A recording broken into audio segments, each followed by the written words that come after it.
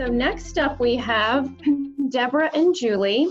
I'd like to welcome both of you. So Julie is one of my co-hosts today. Julie Fitzinger, some of you heard me mention her at the beginning. She is a huge shout out and thanks to Julie for joining us today. She's a journalist and editor for the Next Avenue lifestyle coverage across the living and technology channels. She's been doing that since 2017. Her work has a strong focus on the arts. Her journalism careers included feature writing for the Star Tribune, as well as local lifestyle publications, all in the Twin Cities area, in the Minneapolis area. And she's also served as managing editor for 9 local community lifestyle magazines. And so she'll be interviewing Debra, and I'll let her introduce Debra. Hello, Debra. Hello, everybody. Hi, Julie. So good to see you. Good to see you, too. Good to see you. I love your hat. I love your necklaces. And so I'm glad we're going to be talking about creativity today, right? Thank you. Yes. Uh-huh. Great. Well, I first of all, I'd like to introduce Debra to the audience to let them know that she is an eco-friendly style icon who lives in New York City. Fashion is Debra's favorite expression of creativity, and she believes that style is healing, and where there is creativity, there are no rules, and where there are no rules, there is no fear. And we'll be talking about that in a couple of minutes. Debra's art revolves around creating textiles related to the body, hats, headgear, as you can see this morning, and other things such like that. Her emphasis for more than 50 years has been on recycling and repurposing pieces of clothing, art, and they've been shown all over the world. Debra has her MA from the University of California, Berkeley. She's taught at UC Davis, NYU, the Metropolitan Museum of Art, the Museum of Arts and Design, and other formidable places. Debra's an Instagram influencer, so if you're on Instagram, I encourage you to follow her because she's great. She has 33,000 followers already, so she's very popular on Instagram. She's also an ambassador for the worldwide advanced style movement. So Debra has a lot going on, and Debra, I'm excited to talk to you today. So let's start with that statement. Where there's creativity, there are no rules. Where there are no rules, there is no fear. Tell us what that means to you. Well, I think we all know early on, if you took an art class, you were told how to draw a tree, how to draw a figure, and it was totally intimidating. So you said, I can't draw a straight line, that old quote. But the reality is we're all creative and we come at it in a personal way, and nobody can tell us what's right. So that's why I say there are no rules. Therefore, we can move ahead and be fearless because it shouldn't be any judgment. You're not doing brain surgery. If you're doing brain surgery, that's a whole other thing. Right. When you're being creative, I don't care if you're painting, gardening, cooking, walking a dog, taking care of a child, painting a masterpiece, or creating an embellishment for the body. It's your statement. Mm-hmm. So that's yours. Right. One of my favorite quotes, and I'll put it out here now so I don't forget, is by Maya Angelou. Yes. If you're always trying to be normal, you'll never know how amazing you truly are. Oh, wow. That's really beautiful, isn't it? Isn't that? It's so profound because we're all trying to fit in some category that we see in a magazine or we see on TV. Forget about it. Right. We're never going to live up to that, and why bother? Right. So be yourself, be whoever that is, right? Exactly. Right. Be yourself. Yeah. Like Oscar Wilde says, be yourself, everyone else is taken. Now I'm finished with my quotes. And those are both great ones. I love that. So let's talk a little bit about fashion and style. And you say that getting dressed is an art of play. And I love how playful you are today. You look just gorgeous. So tell us, every morning you go in front of your closet, how do you choose what to wear? Well, I see it as a morning meditation. It's a time when I'm just quiet with myself. Mm-hmm. And I tune in and I say, who am I today? Right. And it's the weather, it's the activities, it's your mood, but it's first about your inner knowing. And then, I'm 74 years old. I've been doing this since I'm 3 or maybe earlier. It becomes intuitive of what's going to feel right on my body, both as a feeling and both as kind of a look that I'm going to be comfortable with. It's not so much of what I want the world to see. It's first about me. Right. And because that's what I have to project. If I project that with honesty, then out there people are going to give me a smile or say, hey, what a great hat, or let's have a conversation. Yeah. And I kind of use it as a friendship tool. Right. And living in New York, of course, people stop you and talk to you all the time. Right. So if somebody watching this morning thinks, oh, I just go to the same sweater every day, I go to the same pair of pants every day, or whatever, how could they approach their closet? Have that sense of play if this is something that they are not used to doing. What would be a couple of tips that you'd share? Well, the first thing I say that's practical is curate your closet. Don't go shopping and say, I need another blah, blah. Right. Go to your closet, rearrange it, find things that you haven't worn in a while. We all have things that move to the back that we forget about. Right. So do that. Right. And I often say, put away the denim, put away the black, and go for the color, the texture, the prints, and start to play.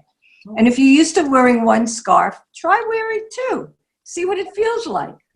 Again, you're not doing any harm. If 2 scarves seem to be too much, then you'll take one off. But it's an act of play. Have a good time. Yeah.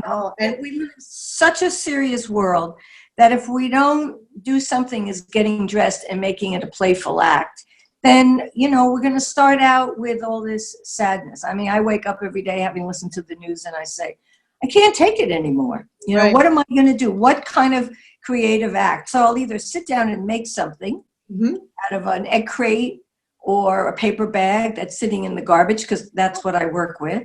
Yeah. And then I'll also get dressed and decide, what am I going to put on myself as self-expression? Because I do feel that style is healing. Not fashion, not consumption, not trends, your own personal style. That can heal us, because that's when we get very close to who we truly are. Right. And that's what matters. And everyone has style. And so everyone has their own style, right? Yeah. Just like everybody has creativity. Right. Oh, that's like my one friend who is possibly going to be on here and maybe another time, Sheila Weinstein. She wrote a book, Moving to the Center of the Bed, after her husband passed away, how to enrich her life again. And people will often in her audience say, but I'm not creative. I don't paint. I don't draw. And Sheila would say, can you make a sandwich? I mean, making a sandwich is a creative act. Right. Using taste, color, texture, you're assembling it in the manner in which you want. Come on. That's important. Right.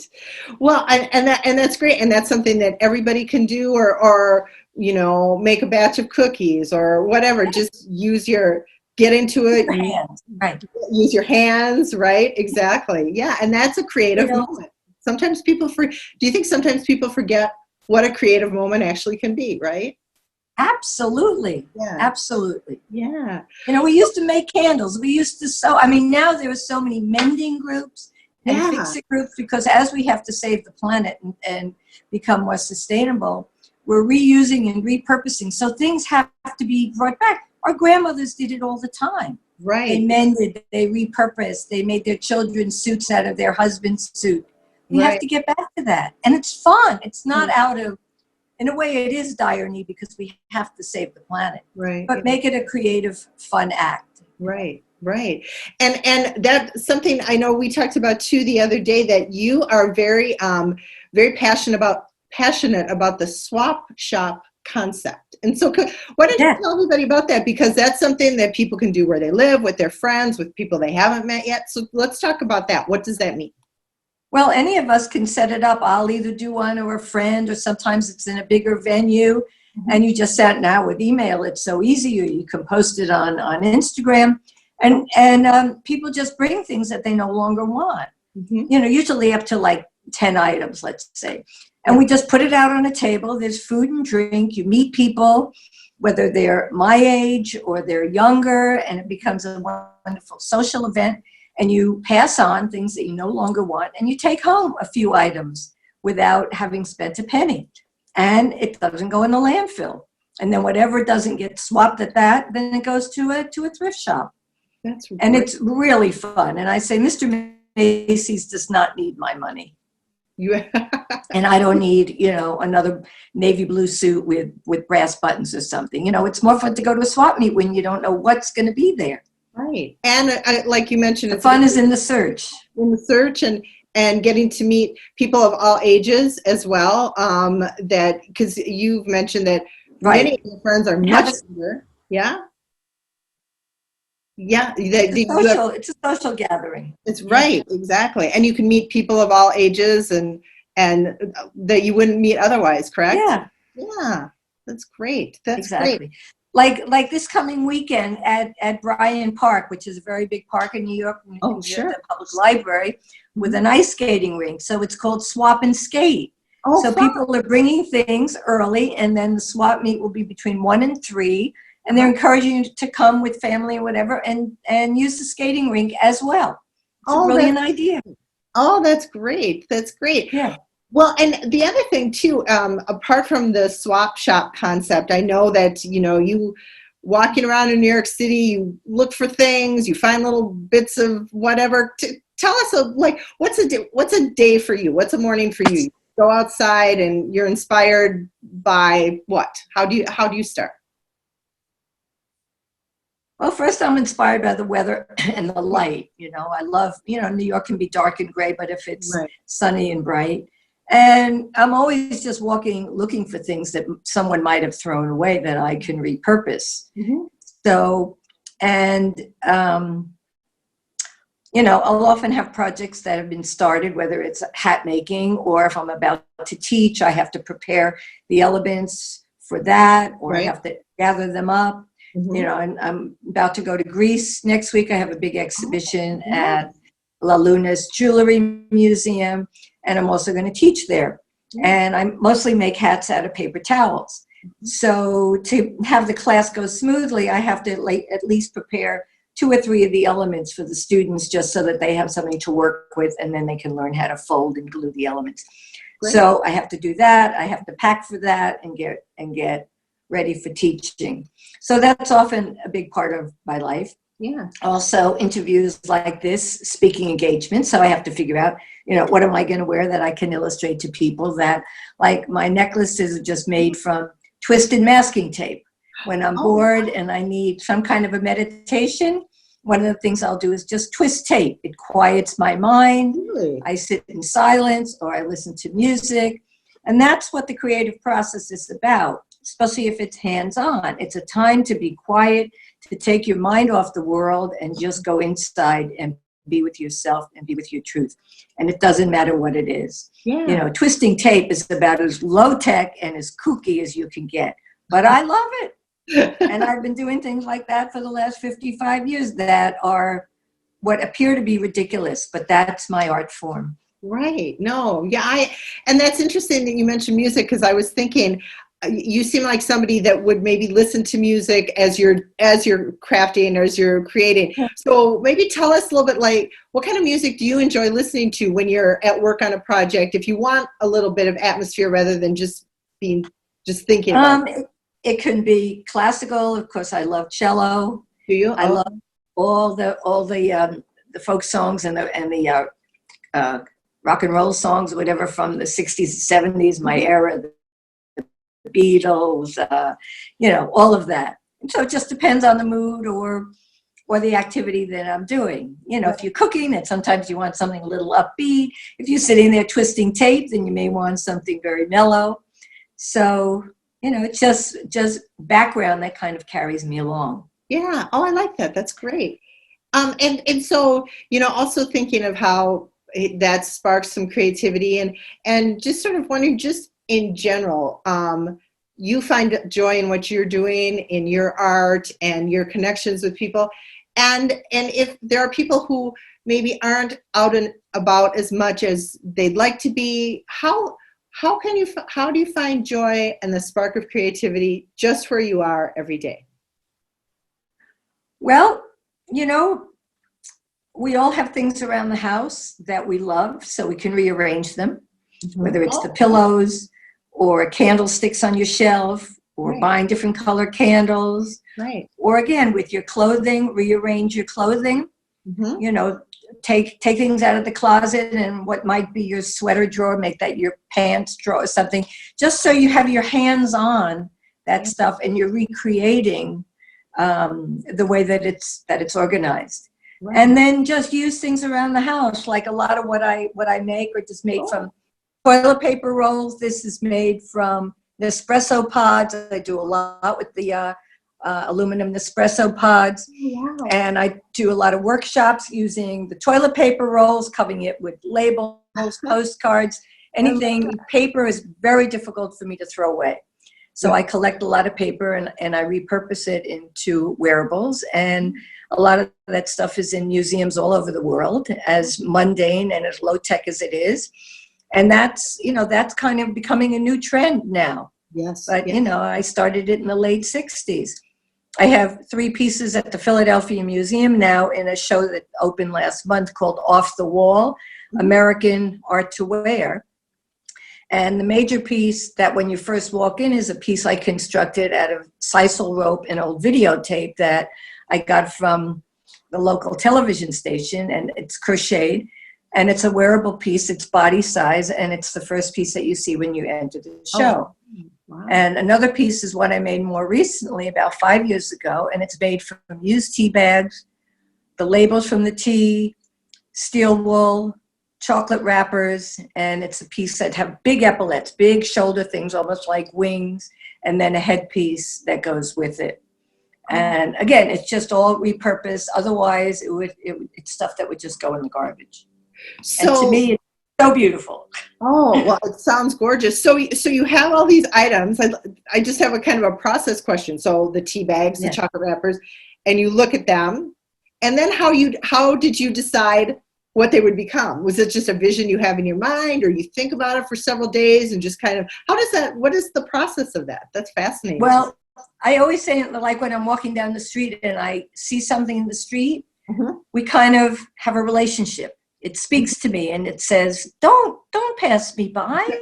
Let's be friends. Yeah. So I'm always acquiring things, and then I allow it to speak to me.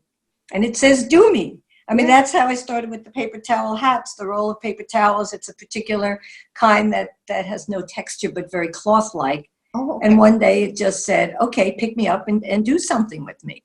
So intuitively, that's what happens with me. I make friends with all that stuff. So it's not even an intellectual process or a difficult process. It's just a matter of being quiet, being with it, holding it, caressing it, and seeing what comes out of it, because it really is a relationship process. And what you're describing are the simplest of things that anybody can have with them or find or whatever, Totally. That's fascinating. So making art for you, it's not not a big expense. It's not, it's just simple things that need another life, and you give them another life. Right. Right. Like, to me, it's too easy to go buy a yard of silk and try to make something pretty. And I'm not about pretty. I like unusual and unique. Yeah. And so to me, even when I was in graduate school working with these materials, part of it was saving money at that time. But it was more that these are the things that spoke to me. Where that comes from, but that's who I am. So that's what I do. I honor that, because rather than try to be something I'm not, this is who I am. Right. Oh, I love that. That's great. So let me see. I was just thinking of it. Maybe tell us a little bit about Greece, because I know you like you mentioned, you're going there next week. Have you been to Greece before? Is this a new trip? Oh, not for like almost 50 years. Okay. And you're going to be teaching there, and you have an exhibit there. Is that correct? Yeah. Oh, wow. It's in a fabulous museum, a jewelry museum that started out Mr. Lalunas was a really fine jeweler working in gold and gems and with the Hellenistic background and Byzantine. And then in 92, the museum was established, and he has 4 daughters. So one is the director, and they show traditional jewelry. They teach traditional jewelry, but they've also gotten into craft jewelry. So a couple of years ago, I donated a piece because as you get older, you want to unload your art. Right. And then the director was in New York because every year we have something called New York Jewelry Week. And she came over and said, how about if we do a show next winter? So I said, fine. She was here in November. She took 3 suitcases back with all kinds of stuff. Oh, wow. And then since I do get a lot of photographs done of me in my attire, they've installed like about 40 large photographs with the pieces. So it's really beautiful. So you just don't see a neck piece sitting on a pedestal or something, but you see it on me in action with other elements. So it's going to be really beautiful and really fun. She keeps sending me videos every morning as they keep installing. Oh, what an exciting project. Oh my gosh. Yeah. It's going to be great. And so if people following you on Instagram, I'm imagining you'll be posting when you're there. Is that right? Yeah. Yes. Good. So people can. I've started to post, getting people, because so many, when you're on Instagram, people say, well, I live in Athens. Can I come? And I say, yes. I checked with the museum and they said, all you got to do is call or send them your email address so that they can send you an invitation. Right. So, and then people want to come to the workshop now that they hear about that. That'll be on Saturday, the 15th of February, and the show opens on the 12th of February. Great. And we're going to be making hats like what I have on out of paper towels. Right. And then if people in your area, in the New York area, find your website, learn about workshops and things that you have as well, correct? Yes. Good. Well, gosh. So, Katie, I should ask you, we have any questions for Debra? We have a couple of comments about how amazing Debra's outfit is. Someone said they are living for your glasses, Debra. And we had an ask for a close-up of the bracelet, and then what you did, of course. And then, Debra, is there anything else about your outfit we haven't already touched on? Well, it's all gifted and thrifted. Everything is either from a thrift shop or a swap meet. The hat, actually, the glasses were given to me too because I did a hat thing at C Eyewear. Even the rings were gifted. Oh wow! No, this one I actually bought in Spain because I had another silver ring that I liked and I gave it away to a young friend, and then I came across this one made by a Spanish artist, and it's just wire. So of course I love it because it's very low tech. And this one actually, can you see that? Was my mother's. She bought it in the early 60s in Mexico, and I just love it. Oh, that's gorgeous. It has like a cocoon inside that's either made from clay or stone. But that's beautiful. And the necklace, as I told, this necklace is made from old springs that I've been carrying around for probably 30 years. And then I just bound it with paper towels and a little bit of copper paint.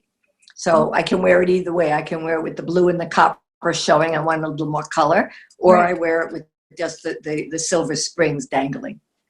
Oh my God. So again, and it's all junk.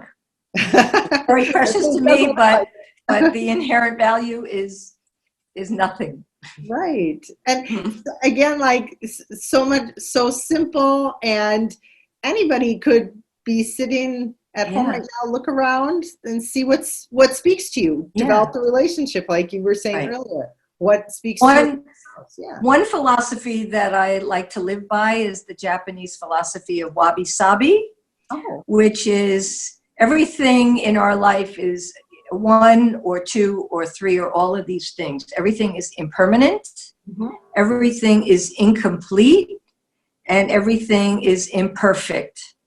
And with all of that, everything is the way it should be. And if we can embrace that, then talk about resilience. Then we're not always fighting against it. I say, don't resist resilience. Just go, think of a reed that is really strong, but has the ability to move in the wind.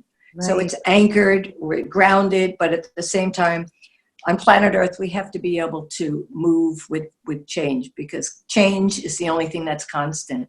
Absolutely. As much as we want it as human beings, we love rigidity, we love repetition, we love habit, and the hardest thing for us is to change. I know, I'm a Cancerian. I love to be home. I hate to leave home, but we sometimes have to just be a little bit more flexible and go with the breeze.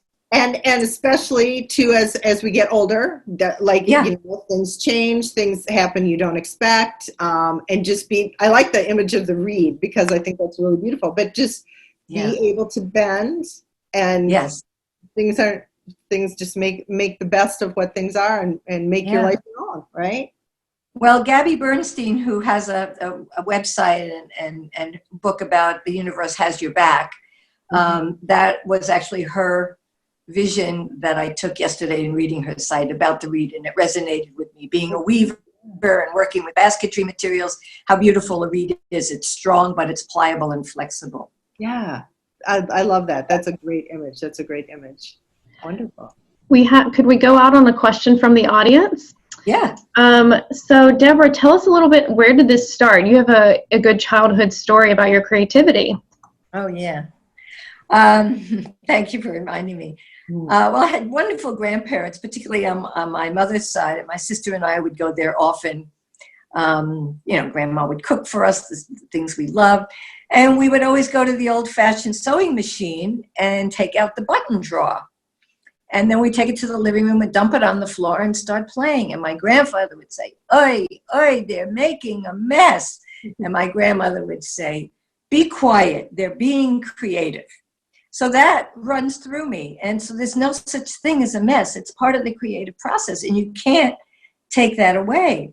And I found through all my education that education seemed about intimidation. This isn't good enough. This isn't the way you do that. They would take a drawing off the wall and step on it to make you whatever. And when I finally got to graduate school at UC Berkeley, there was so much positivity and so much support that for the first time I realized that education wasn't about intimidation. It was about encouragement and being supportive. Mm-hmm. And that's finally at 22 where I got my courage to be who I was. I was always trying to figure out, well, I'm not, if this isn't right, I'm supposed to be this way. An undergraduate, you kind of look at the ones who are excelling and you always put yourself down. It's kind of like what Nancy was saying before, the dancer, about how much baggage we carry. And as we get older, we get so much more trusting and we say, who cares? I am who I am and I love myself for it. Look, I got here, I'm surviving, I love my life, so I'm not like everybody else. I don't want to be normal. I don't want to be like everyone else. Not if I could be happy being myself. And I think that's the bottom line. That is absolutely the bottom line. Yeah. That's great. That's wonderful. Yeah. Thank you so much for that, Deborah. That's such a nice note to end on, to think about, and really builds upon Nancy's message as well. Yeah. Thank you both, to Julie and Deborah. Appreciate your time and sharing all that energy and talent with us. So I'll let you scamper off to the wild world of New York, Deborah. Thank you. Thank you.